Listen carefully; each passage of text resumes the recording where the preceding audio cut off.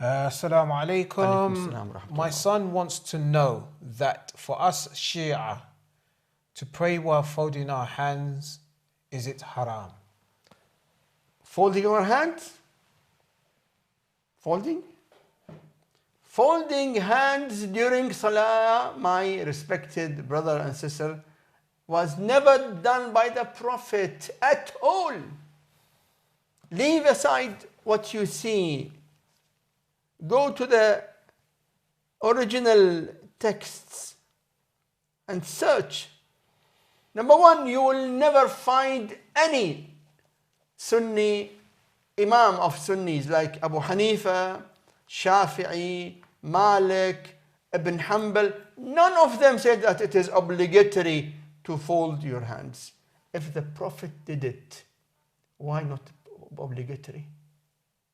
Because they don't have authentic evidence that it was done by the Prophet. They have got a narration by Sahl ibn Sa'd in Bukhari who said, Kunna nu'mar. The narration was Sahl bin Sa'd during the time of the government of Umar. He said, we were being ordered to fold our hands. We don't have any that the Prophet did fold his hands. Because Umar was the first, Umar ibn al-Khattab was the first who initiated folding hands in Islam. Yes, when the prisoners of the war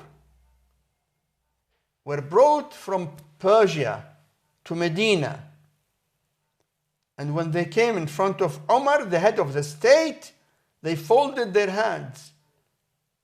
He asked them why.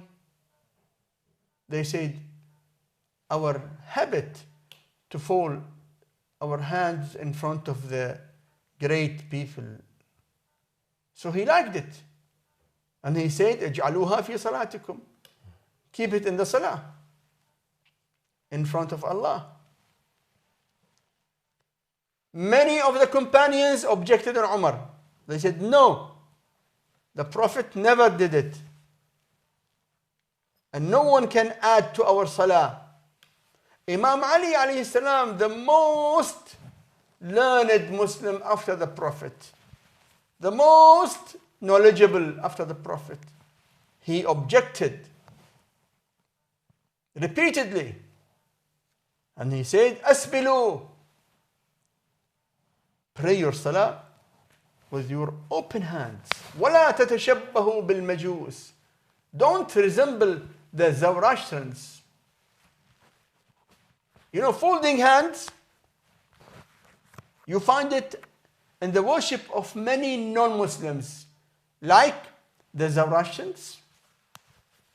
I request you to go to the internet and see yourself the way of the worship of the Zoroastrians. You will see that they are folding hands. And in many of the Jewish sects. That's why also we have gotten the hadith from Amir al-Mu'mineen against folding hands. لا تشبهوا باليهود. Don't resemble the Jews in folding hands. So folding hands during Salah is a bid'ah. Take more. A well-known book written by Sheikh Sayyid Sabiq of Al-Azhar in Egypt. The name of the book, Fiqh Sunnah. In this book, which is like encyclopedia of the Sunni fiqh, he writes that we don't have single authentic hadith that the Prophet did fold his hand during Salah. We take the Sunnah from the most authentic source, who are Ahlulbayt. And Ahlulbayt openly said, La, said it, asbilu, means pray your Salah with open hands. Folding hands will invalidate your salah. Because it is a bid'ah. Say someone wants to pray salah putting his hands on his head like that. And he prays salah. Maybe in his culture, in some country, it is a sign of respect. Or if you want, in some countries, when they do this way, type of respect, especially in the subcontinent. What about if a Muslim says, I want to pray in front of Allah and make this in my salah? Will his salah be valid? No. Because this is not in salah. This is not the salah which the Prophet performed. Folding hand also is not the salah that the Prophet performed. And we say that because those who lived with the Prophet, Ali ibn Abi Talib, and Ahlulbayt said, no, never. He never did it. This is a bid'ah. So don't fold your hands during salah if you want to pray like the Prophet, because the Prophet said, Sallu kama ra'aytumuni usalli. Perform your salah as you saw me performing salah. Folding hands is bid'ah.